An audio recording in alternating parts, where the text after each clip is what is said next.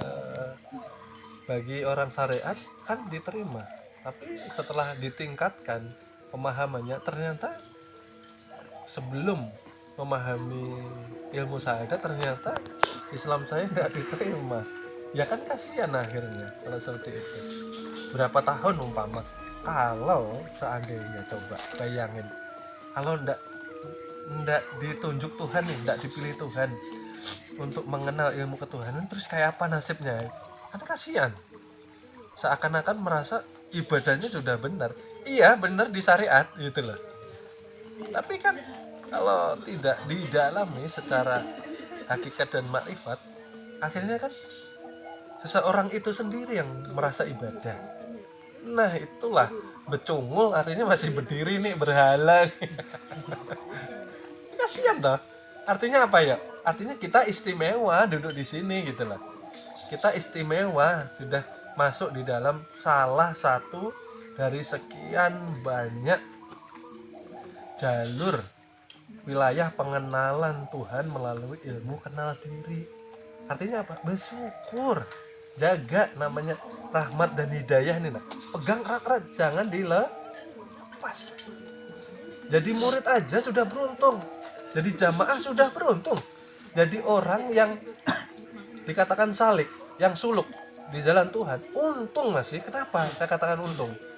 Karena ketika kita live dari dunia, kata orang meninggal dunia, kalau kita berpulang ke rahmatnya Allah Subhanahu wa taala, kita dapat jaminan gitu loh. Jaminan apa? Jaminan surga dengan ridhonya Allah Subhanahu wa taala. Kenapa bisa seperti itu? Ketika kita pulang ke rahmatullah, kita sedang jihad nih di jalannya Allah. Kita sedang belajar nih untuk mencari keridhoannya. Oh, status kita itu loh yang menentukan. Kita pelajar, kita seorang salik ya. Tapi kalau kita tidak belajar, kayak apa statusnya? Tidak punya status gitu.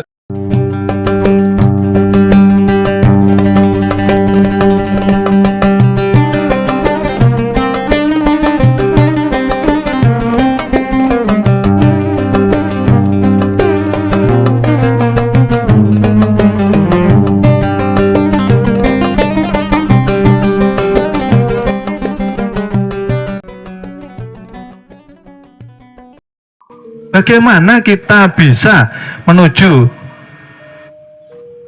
ke jalan kesucian ya, apabila setiap syahadat, setelah keluar sholat syahadat kita gugurkan. Setelah syahadat kita bisa merasa hidup sendiri, akhirnya semaunya hidup, akhirnya hidup tidak membawa keberkahan. Dikatakan bahwa orang yang berjalan menuju ketuhanan, maka hatinya akan mendapatkan rasa tenang dan tenteram, karena sudah memahami, sudah bisa merasakan kehadiran Tuhan beserta kita. Caranya bagaimana? Rasakan napasmu.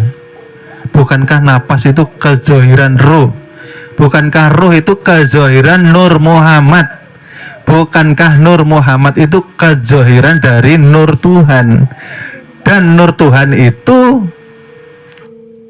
selalu bersama yang punya, Tuhan yang laisa. Memang Tuhan ini tidak berzat, memang Tuhan tidak bersifat, memang Tuhan tidak mempunyai nama ya? Memang Tuhan tidak beraf'al, tidak berkelakuan, tapi Tuhan menyatakan rahasia 7 sifat ke dalam diri insan kamil mukamil. Nyatakah? Bisa merasakan 7 sifat itu enggak? Jadi artinya jangan mengakui ada diri, akuilah diri ini kenyataan kezohiran Tuhan. Itu loh maksudnya. Bukan kita mengaku menjadi Tuhan, tapi kita ini nyata daripada kezohiran sifat Tuhan. Ya toh? Paham kan enggak nih? Nah, kalau kita belajar ilmu ketuhanan tetapi kita selalu melawan Tuhan dalam hati kita, selalu angkuh. Angkuh, tahu angkuh enggak? Manusia ini enggak ada artinya tanpa napas. Kalau mau bukti, tahan napas sekuatnya. Tahan terus. Ya. Nah, enggak boleh napas. Apakah kita mempunyai daya upaya? Tidak. Jangan angkuh, jangan sombong. Kita perlu Tuhan. Kita ini tidak ada daya upaya. Kita ini hina dina. Ya kah? Bisa bergerak apapun itu aktivitasnya karena Tuhan. Bekerja yo dibantu Tuhan. Menggerakkan kaki yo dibantu Tuhan. Pakai kodrat irodat. Ya kah? Kenapa kita lupa terus? Kita selalu dibersamai Tuhan. Kenapa tidak bisa merasakan kehadiran Tuhan? Karena hati kita terlalu sibuk menuhankan selain Tuhan di dalam hati kita. Ya, kalam kita mengucapkan syahadat, tetapi hati kita menuhankan Tuhan selain Tuhan, menuhankan pekerjaan, menuhankan harta benda, menuhankan keluarga. Ya kah? Habis waktu kita ini untuk Tuhan-Tuhan yang selain Tuhan di dalam hati kita. Terlalu sibuk gitu. Mencintai ciptaan Tuhan, bukan mencintai yang menciptakan. Karena ini sungguh sangat sederhana. Ini barometer. Ini sangat terlihat di dalam kehidupan dan akhlak kita. Siapa yang mencintai Tuhannya, maka akan mencintai perintahnya. Salah satu contoh. Banyak sekali manusia ini sekarang mengira besok hidup. Nah, ini sering saya katakan 8 termasuk 8 keajaiban dunia. Kalau yang 7 kan terdaftar ya. 8 keajaiban dunia bahwa mayoritas manusia merasa yakin besok masih hidup. Maka nanti tidur ini dimatikan Tuhan. Mampukah ketika hidup ini kita mengendalikan ngantuk? Mampu enggak? Enggak mampu ya. Mampukah ketika tidur kita membangunkan diri tanpa bantuan Tuhan? Mampu? Pakai alarm. Ya kalau mendengar, kalau diteruskan sama Tuhan gak dibangunkan lah ya. Disolatkan. Nah, ketika esok masih merasa hidup, ini penyakit sudah. Seminggu lagi masih hidup, ini penyakit. Tapi banyak orang nggak sadar. Setahun lagi masih hidup, ini penyakit. Penyakit hati. Namanya panjang angan. Orang kalau sudah panjang angan, akhirnya tidak sungguh-sungguh dalam ibadah. Tobatnya nanti dulu lah. Memperbaiki kualitas hidup nantilah. Masih sibuk nih, banyak kerjaan. Tidak mengutamakan Tuhan di dalam hidupnya. Itu nyata. Apakah ini bisa disebut kita telah bersahadat? Ini yang menjadi hijab sebetulnya.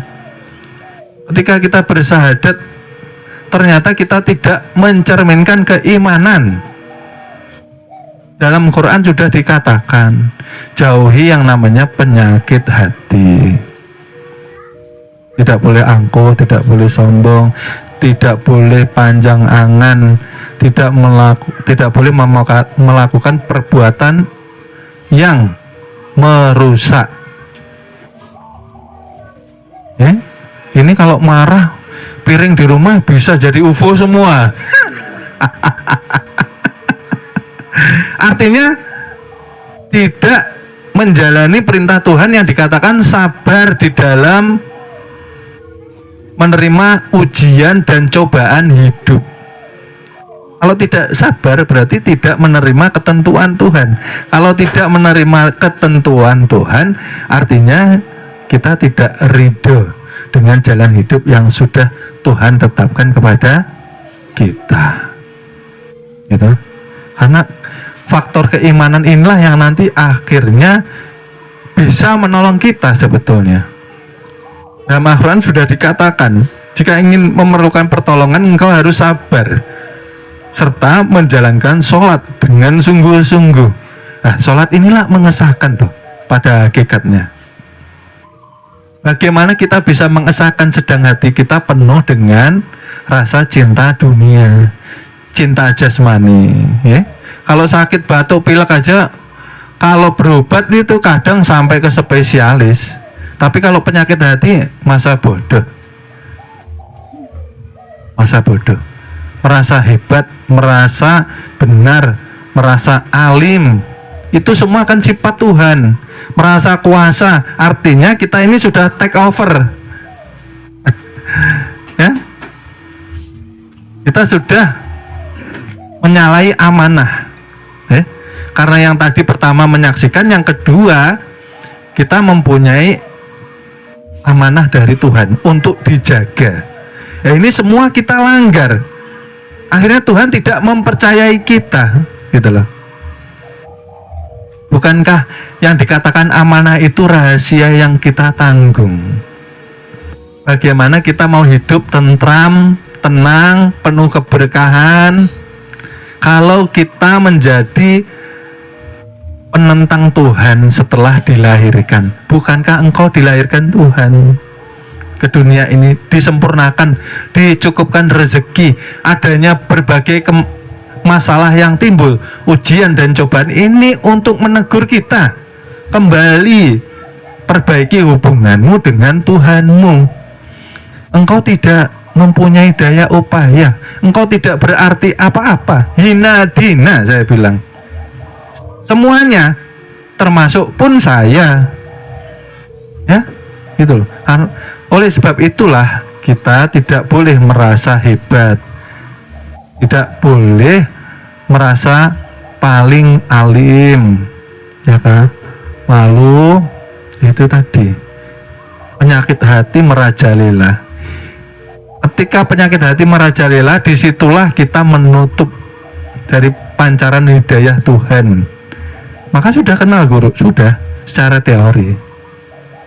Tapi setiap hari kita tidak pernah sibuk merasa bersama Tuhan, tidak pernah.